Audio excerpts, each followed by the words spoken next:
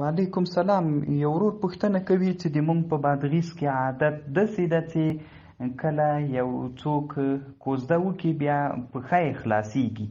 نو پښه خلاصېدل دا معنا چې ځکه مونږ سره خو دلته ډېر د افغانستان د هر ولایت خلک شته، دا په ټول افغانستان کې دا اصطلاح نه ده، یا ډېر پاکستاني ورونه مونږ سره ګروپ کې شته ده، نو دا د دوی اصطلاح نه ده. معنا چې کوزده وکړي بیا د خسر کره دی ورځي پښه خلاصه، یعنی پښه یې خلاص وتي ورځي هلته.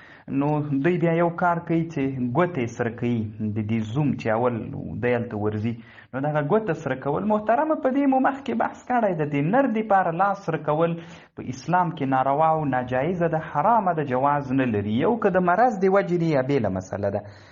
او پاتې سوله لږ داسې یوه ګوته ته تا ویلې ښه چې ګوته یې کوي. علامه ظفر احمد عثماني رحمه الله په کنز المتوالي کې هغه په اړه باندې بحث کړی ده، د